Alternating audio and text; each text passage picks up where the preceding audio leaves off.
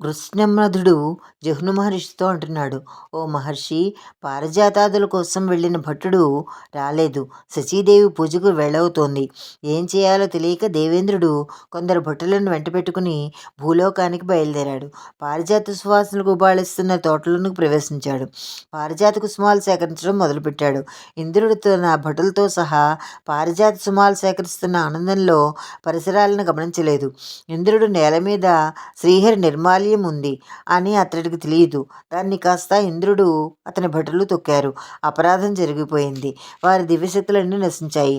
వారంతా తేజోహీనులయ్యారు. మామూలు మానవులైనారు. తోట నుండి బయటికి పోలేక అక్కడే ఉండిపోయారు. మర్నాడు ఉదయము సత్యాజిత్ తోటకు వచ్చాడు. అక్కడ తేజోహీనులే ఏమి చేయాలో తెలియక నిలబడి ఉన్న ఇంద్రుడు అతని భట్లను సత్యాజిత్తును చూశాడు. ఆశ్చర్యపోయాడు. త్రిలోకాధిపతి సాక్షాత్తు దేవేంద్రుడు తన తోటకు వచ్చాడు. అమితమైన ఆనందంతో వారికి నమస్కరించాడు. ఓ దేవేంద్ర, నువ్వు ఇలా నా తోటకు రావడం చాలా ఆనందదాయకం. అనుకోకుండా నువ్వు నాకు సాక్షాత్కరించావు, కానీ నిస్తేజుడుగా ఉన్నావు. ఓ దేవా, నువ్వు ఇలా తేజోహీనుడిగా ఉండడం నాకు చాలా బాధాకరంగా ఉంది. మేము భూలోకంలో ఉండేవాళ్ళం. మాకన్నా మీరు గొప్పవారు. మాకు వరాలు ఇస్తారు, మా కోరికలు తీరుస్తారు. ప్రత్యేకించి ముల్లోకాలను రక్షించేవాడవు. అటువంటి నీవు ఈ రోజున తేజోవిహీనంగా ఉండడం చాలా బాధాకరం. అంతటి గొప్పవాడు, దేవతలకు ప్రభువు, స్వర్గానికి అధిపతివి. నీవు కోరితే ఏమైనా నీ దగ్గరికి వస్తాయి. అటువంటిది నీవు పారిజాత పుష్పాలు తీసుకుపోవడానికి వచ్చావా? అది చెప్పకుండా ఇది దొంగతనం కాదా? దేవేంద్ర, నువ్వు కావాలంటే ఈ పూలను నేనే పంపించేవాడిని కదా. దొంగతనంగా పూలు కోసుకోవడం నేరం కాదా? దానివల్ల నీ ఔన్నత్యం తగ్గిపోయింది కదా. ఎందుకు చేశావు ఈ పని అన్నాడు. సమాధానం చెప్పలేని ఇంద్రాదేవతలు తల్ల ఉంచుకున్నారు. కొంత సమయం తర్వాత ధైర్యం తెచ్చుకుని, ఓ సత్యాదిత్యు, ఆ లోకంలో గరుత్మంతుడు నేల మీద కనిపించిన మాంసం ముక్క కోసం ఆశపడి కిందకి దిగి వలలో చిక్కినట్లుగా మేము కూడా పారిజాత సుమాల కోసం ఆశపడి ఈ దురావస్థ తెచ్చుకున్నాము. దీని నుండి బయటపడే మార్గం ఏదైనా ఉంటే చెప్పు అన్నారు దేవతలు. ఆ మాట విన్న తోట యజమాని, ఓ దేవతలారా, నేను చదువుకోలేదు, పైపొచ్చి అజ్ఞానిని. మీకు తరుణోపాయం నేనేం చెప్పగలను అని అక్కడి నుంచి వెళ్ళిపోయాడు. ఇంద్రదేవతలు ఆ వనంలోనే ఉన్నారు. వారిని బంధించినట్లుగా లేరు, కానీ బందీలే. వనంలో ఉండి బయటికి రాలేరు, ఎటూ పోలేరు. అన్నపానాదులు లేకుండా ఆ వనంలో 11 రోజులు ఉన్నారు. వారి అవస్థ చూసి విలవిల్లాడిపోతున్నాడు సత్యాజిత్తు. ఇంటి దగ్గర భార్యతో సహా తాను కూడా ఉపవాసం చేశాడు. దేవతలు నిరంతరము అమృతాన్ని ఆహారంగా తీసుకుంటారు. అప్సరస గానాలతో విమానాలతో విహరిస్తారు. కామధేనువు పాలు తాగుతారు. కల్పవృక్షం ప్రసాదించే మధురమైన ఫలాలు తింటారు. రుచికరమైన ఆహారం ఆరగిస్తారు. ఆ దేవతలు 11 రోజులుగా నిద్రాహారాలు లేక చిక్కిపోయారు. సత్యాజిత్తు దేవతల మీద జాలితో తోటలో నిర్మాల్యాన్ని తీసేశాడు. దేవతలంతా బంధవిముక్తులు కావాలని ప్రార్థించాడు. 11వ రోజు రాత్రి దేవర్షి త్రిలోక సంచారి అయిన నారదుడు గగన మార్గం గుండా వెడుతున్నాడు. అలా వెడుతూ నేల మీద పూలలో చిక్కు పడిపోయిన ఇంద్రాది దేవతలను చూశాడు. వీరు బందీలుగా ఉన్నారు, వీరిని ఎలా విడిపించాలి అని ఆలోచించాడు. అలా వైకుంఠానికి వెళ్ళి లక్ష్మీపతిని పరిపరి విధాలుగా స్తుతించాడు.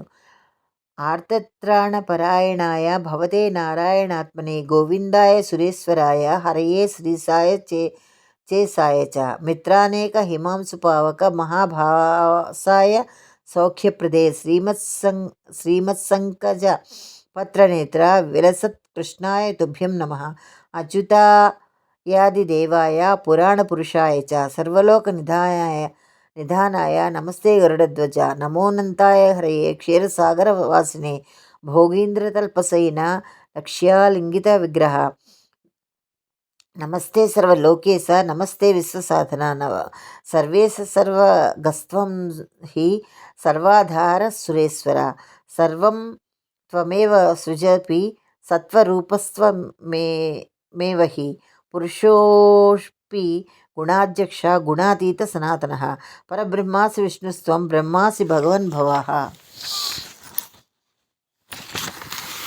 సృష్టిస్థితి లయాదీనాం కర్తాత్వం పురుషోత్తమ త్రిగుణోపి గుణాధార శ్రీమూర్తిస్త్వం త్రయీతనుః. ఆ స్త్రీత్వమాయయా సర్వం జగత్ స్థావర జంగమం త్వమే వైకార్ణ వేజాతే జగత్స్య ఇత్యస్మిన్ జగత్పతే జగత్సంహృత్య సకలం శేషః శేషాంగసంశ్రయः త్వం వ్యాప్య సర్వత్ర స్థిత్వా భానే హానే తు భాసకः త్వమేవ సర్వలోకానాం మాతా త్వం వా పితా విభో గురుస్త్వం సర్వభూతానాం శిక్షకస్సు సుఖదాయకः ప్రతిష్ఠితమిదం సర్వం పూర్వం స్థావరజంగమం ప్రసీద పాలయ విభవో నమస్తే సురవల్లభ. ఆ నారదుడి ప్రార్థన ఆలకించాడు. శ్రీహరి చాలా సంతోషించాడు. నారద, నీ విచారానికి కారణమేమిటి? నువ్వెప్పుడూ లోకకల్యాణమే కోరుకుంటావు. ఎవరికి ఏ కష్టం వచ్చింది, ఏం కావాలి అన్నాడు. స్వామి, దేవదానవులు క్షీరసాగర మదాన్ని మదించారు.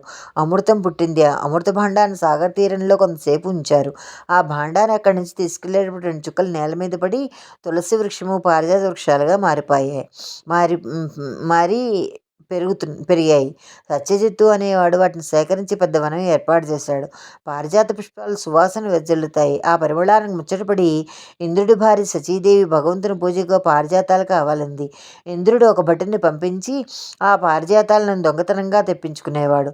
పారిజాతాలు దొంగతనం జరుగుతున్నాయని తెలిసి యజమాని తోటంతా శ్రీహరి నిర్మాల్యం జల్లాడు.